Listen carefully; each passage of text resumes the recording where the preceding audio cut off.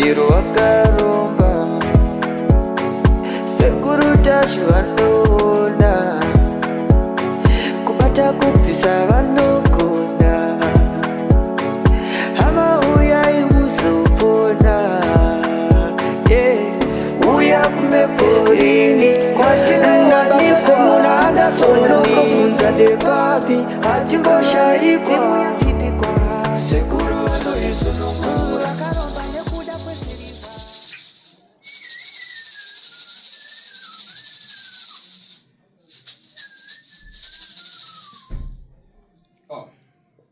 Baridani baba njaba. Hanzi makati henyu wazukuru.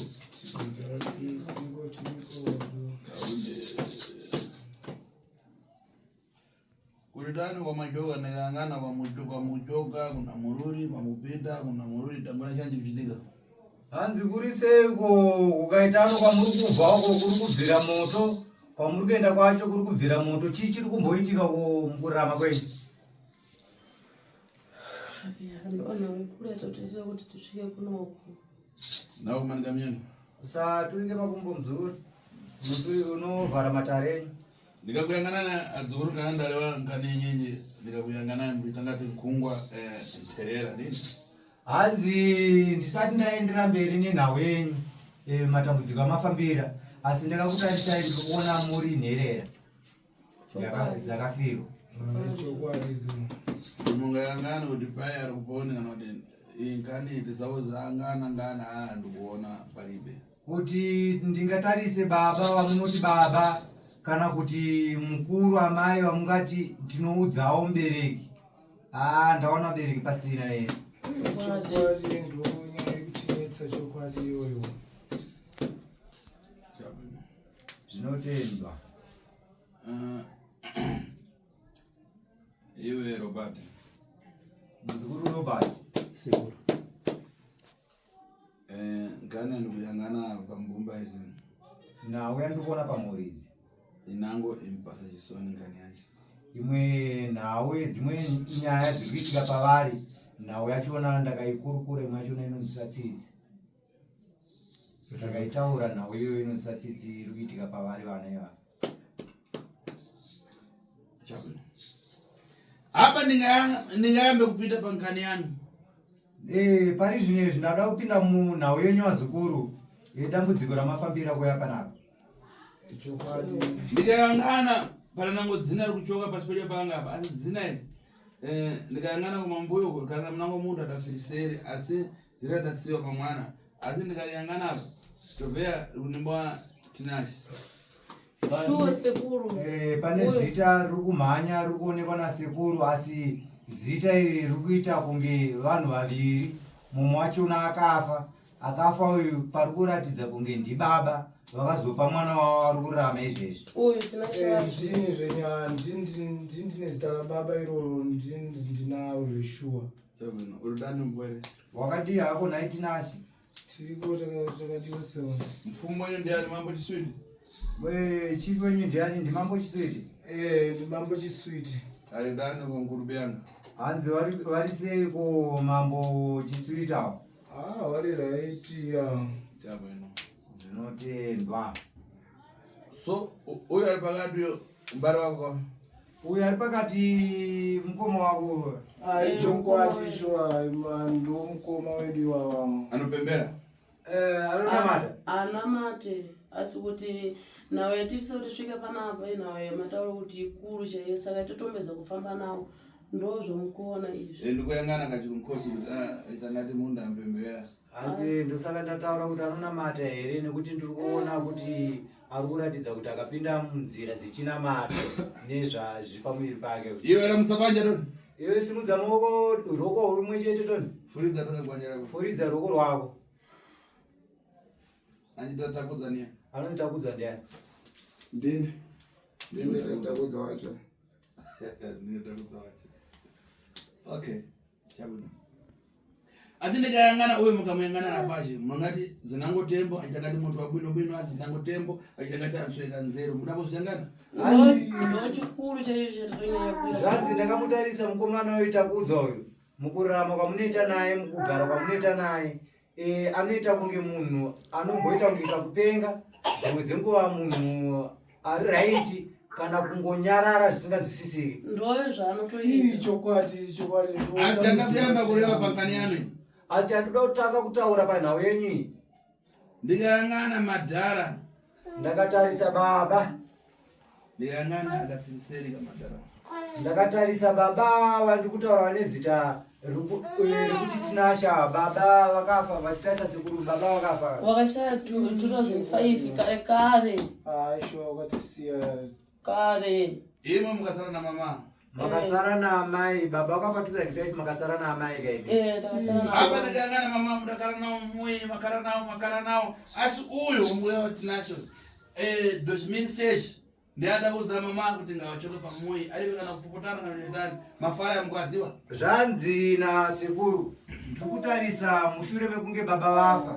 Makagara kanguva kashoma ikako ndichitarisa muna 2006.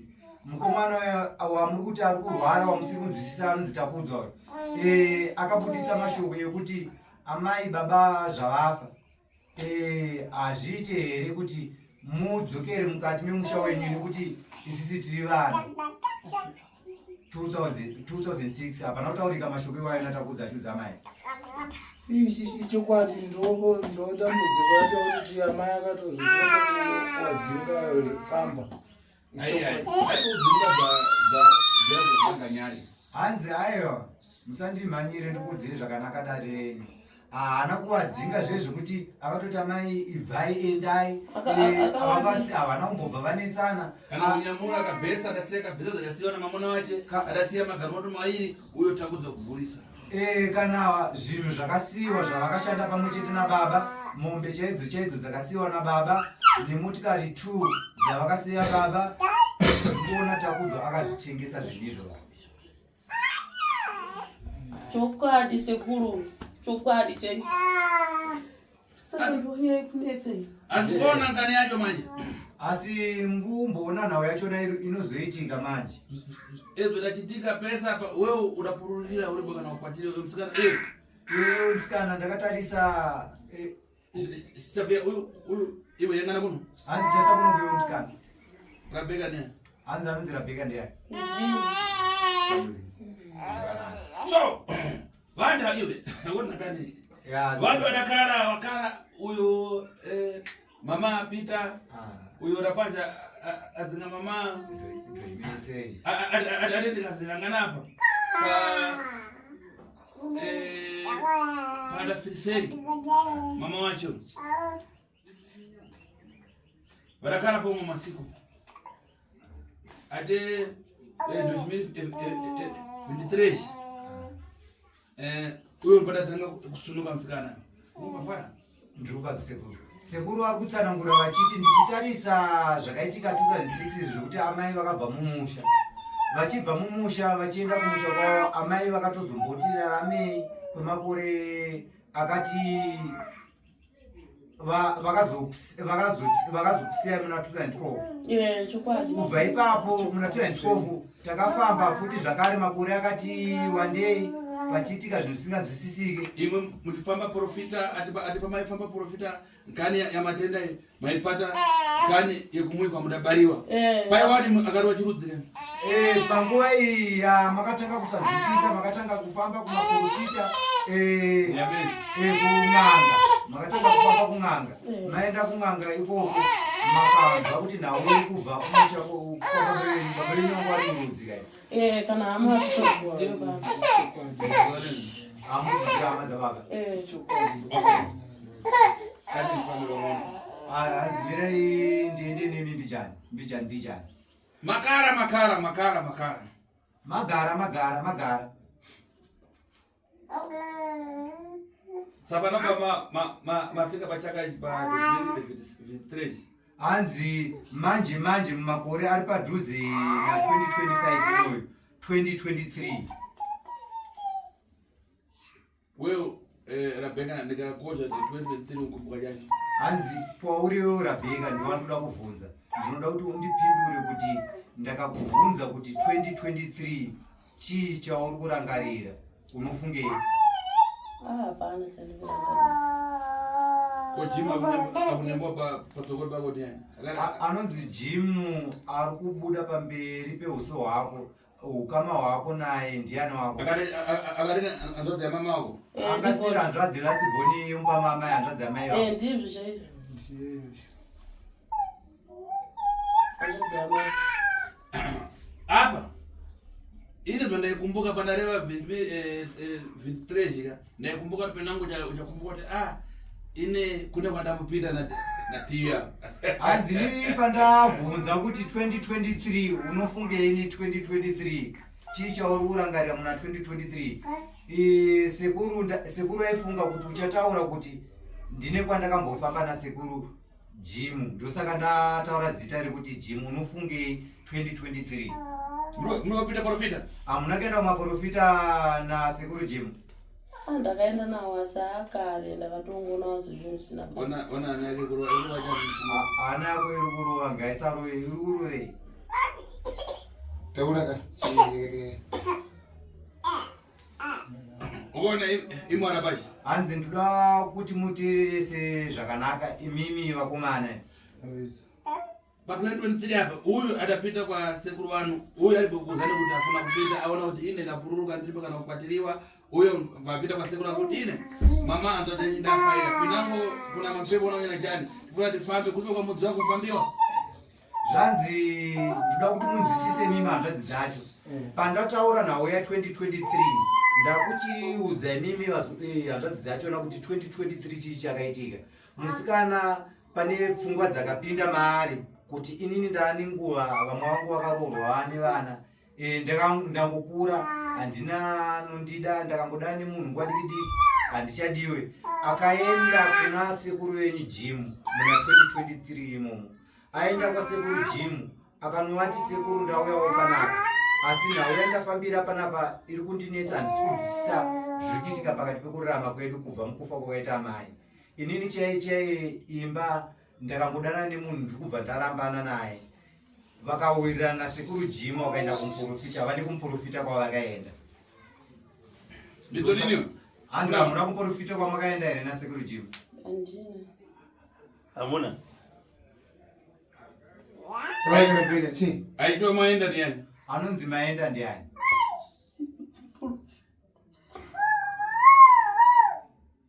Taura ikamukuchi. Pana nkadika? Ndosaka ndataura kuti nhau iriko panapa yafambirwa yakasiyana neimwe isina kufambirwa iri secret asi inoshungurudza. Uyu adapita nofuna kutandiziwa. Uyu akaenda nekuda kwekuti aida kubatsirwa kuti ndamusikana akura asinawo mwana, asina munhu ari kumupromisawo zvekuti ndoda kuti tozogara tese. Ndobva afunga zano rekuti rega ndiende, since baba vakafa mai vakafa, rega ndichienda kwasekuru wangu Jimu inova lasiboni yemusha maakabereka wamai. Akanotaura mashoko iyoya nasekuru wake Jimu yekuti vaende kumaprofita. Maprofita kwavakaenda ndokwamaenda. Asi zvakaitika. Uyo Jimu yeprofita yakati wake ndiye mutandiro. Jimu uyu ndiye akatoudza muzukuru wake kuti aiwa usanesikane muzukuru, ndine muprofita wangu anonzi Maenda anozondibatsira, paanondibatsira zvinhu zvangu zvinofamba zvakanaka. Uyu padapita ona ngarina itika. Muona uyu paakaenda chakaitika. Muprofita yako ona anoona manje. Muprofita anoshanda basa zvakasimba. Nkani adapata ndiyo kani ndidade kuti nkani kusokonezani imwepo nkani mama wanu adafana chivumbu. Hanzi nyaya yakatotaurwa nemuprofita kwaari iyoyo inyaya yechokwadi kuti nhau yamai venyu kufa kwavo vakafa nechigumbu chemashoko ekubuditswa pamba, ende amai pavakafa paine chigumbu ichocho. Iwe Rabeka profita yekurewa kani? Iwe Rabeka nhau iyi kutaura nasekuru profita havana kukutaurira here kuti amai vakafa nechigumbu? Akazvitaura asi takaona kunge usandimhanyire, ndangobvunza kuti muprofita havataura mashoko andataura here. Uyo mchinjikwa unarapa ndokakwenda nawo chimpasa? Uyo muchinjikwa uri muhuro memukomanawo, siyo wakatoya nawo uchibva kumuprofita kwazomupa? Ndino macho ndakatoenda kumwaya muimba yaanonara. Ukona? Kani lachitika? Uyu auzaona profita. nawe yakaitika uyo audzwa nemaprofita kani vadapara vantu vadaikati vapara ngozi nawe zvavakaita vanhu ava zvakaita kunge vadena ngozi. uyu patatamangisa mama wake uyu kuti endai uyu takudzwa pakati kuna mai kuti hamugone kudzokera kumusha kwehama dzenyu here risati remira sinzi baba vangu vafa.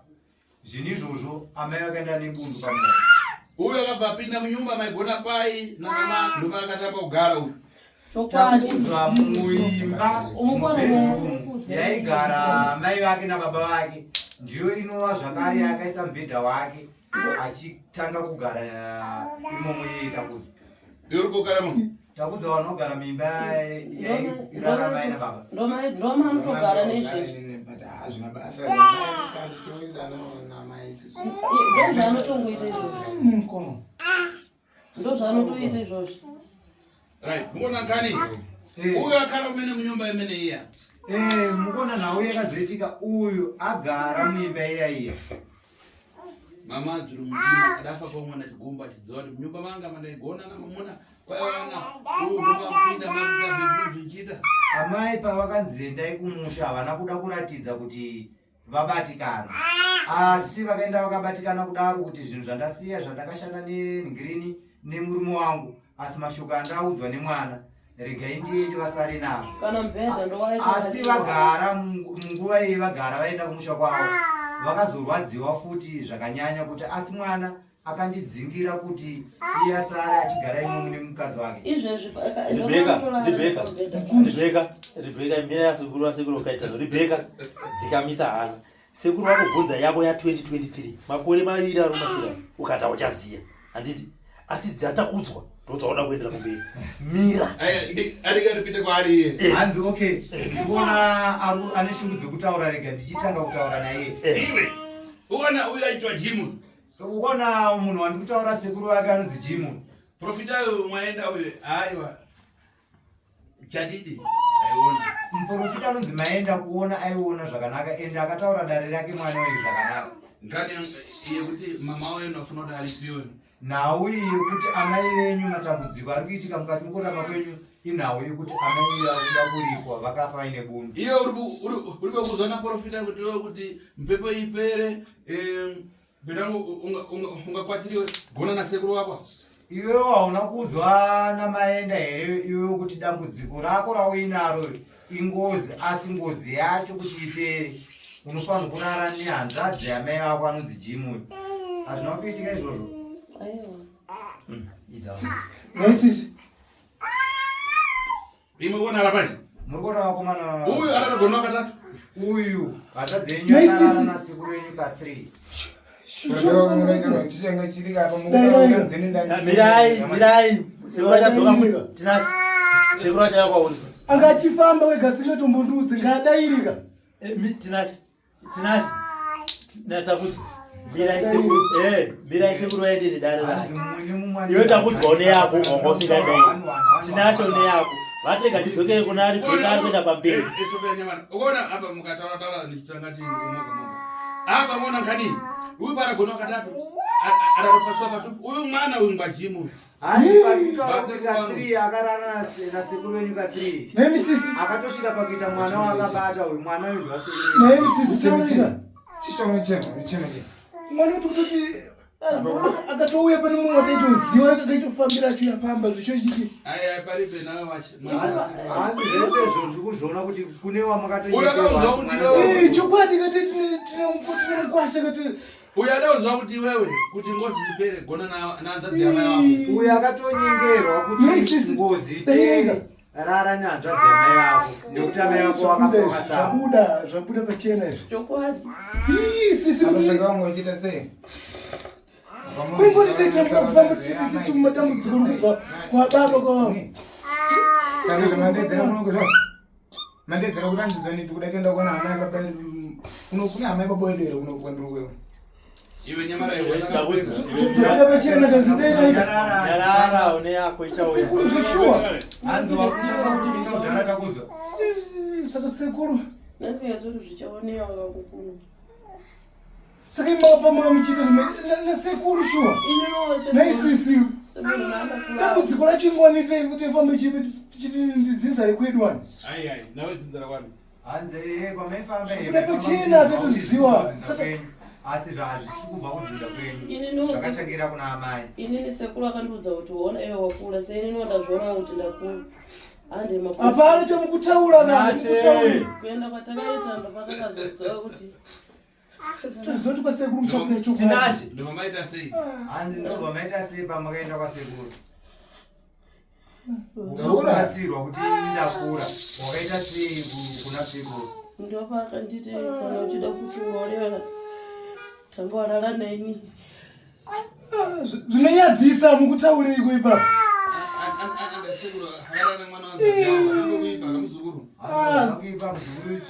Tinoita sei nhaini? Sekuru tibatsire iwe. Tibatsire. Tichiteerera nyumbi tibatsire. Pawakarara nasekuru wako katatu zvichinzi kuti ndokuti ngozi ipere wazoroorwa here. Kana vanondibvunzira chaiyo hapana. Kwanza dzidapora? Hanzvadzi yakabva yapora here. Hapana kana chakachinja. Kwanga porisei mukoma wangu? Zvakaoma shu. Robert. Uone panyanya. Ifuna kupita kutsogoro kwaya ni kutsogoro.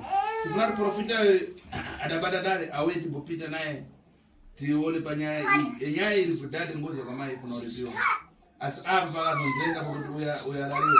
Uyu Jim angade chiwa kali mzukuru. Jim ndakaza profita kuti wechi ngoti ndilaliwe.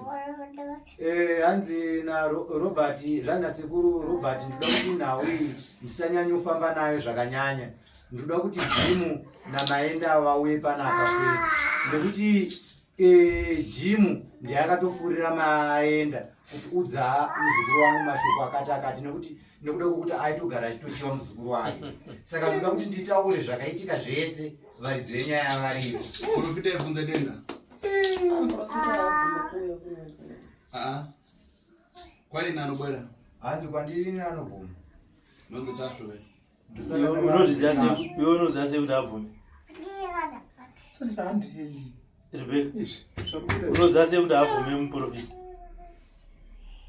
Dainaka.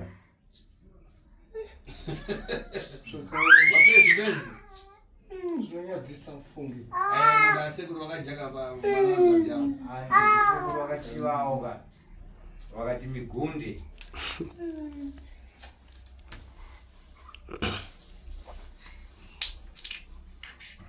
Ingari funa kuimira apa. Nawo sematauriro andaita ndoda kuti ndimboimira mbijana. Ndiite zvokuti vanhu ivavo vanochedzwa vauye. Mumwe nemumwe achimirira nyaya yake. Sati mandakura kana itokumbira inini kana ndakaudza kuti ndomboitawo zvepagirazi zvinozvekuti tozvionawo. Womfuna sipeja?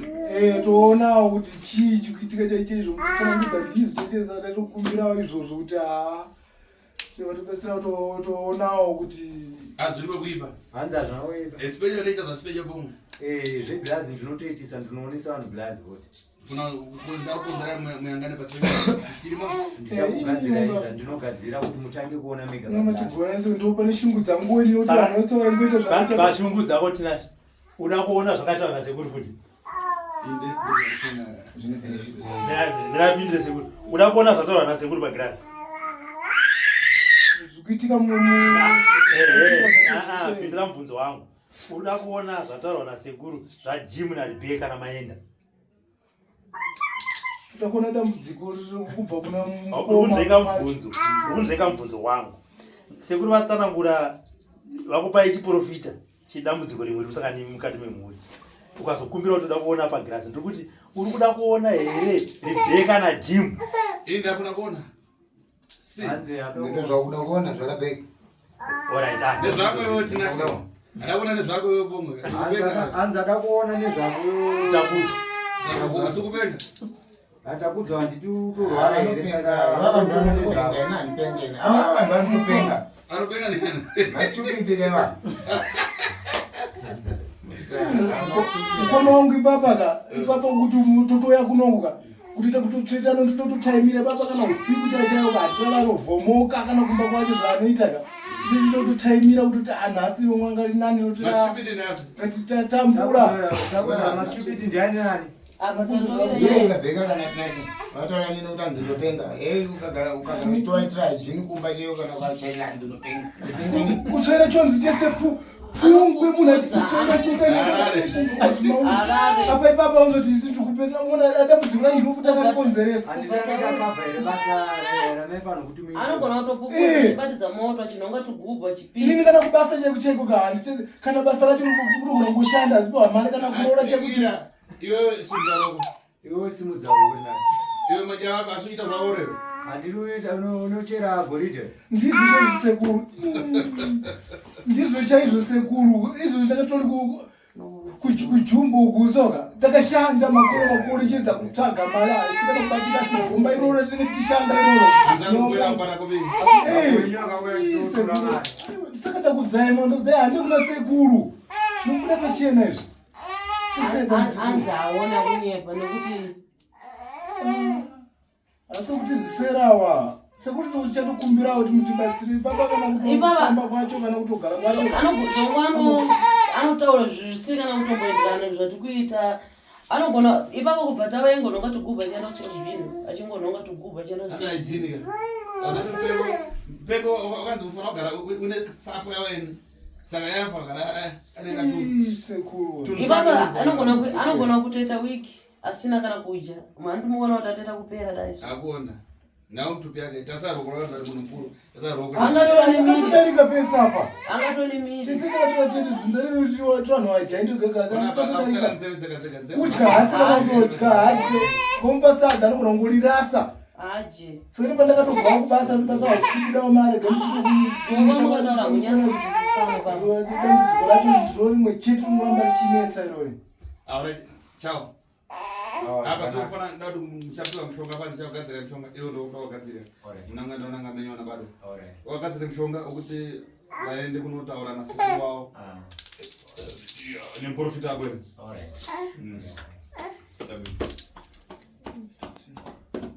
saka vazukuru zvanzi muchaenda panze maenda panze munopiwa mushonga kuti mukwanise kushedza vanhu vanoramba muprofita nasekuru enyu muye nawo sekuru asi wakaenda nawo vakaisa muprofita wavo iwe vanogadane kunanga yangu handiti sekuru vakatokupa advice yekuenda muprofita ndiyo saka havarambi kufamba nongovaudza kuti ndaonawo n'anga inogona kubatsirawo ukwanisa kuuya nawo tikuwada pano sisi kwete kuti mudaire panapo muchisvika kuyo kumozotanzi zvakati tikuwada pano muzotaure nyaya dzenyu pano ataure nyaya dzavo pano nekuti nini anga achindinzvenga apo ada kuti nyaya dzenyu izvezvi so sekuru wacho akangotipi zvinobatsira kuti akwanise kuita sei kuuya ngauye pano sekuru akabasa kana ada kuroora kuradorora zvinonyadzisa izvi zvinodorora asi mwana wanzadzi yacho zvinonyadzisa anokubvisa kamombe icheka wakama letese tikutopenga akakwera ndiye sekuru wacho anotopenga futi adiwonera anopenga bozi yoantaura nini ndinopenga ojiva kupengako dzite bowa penga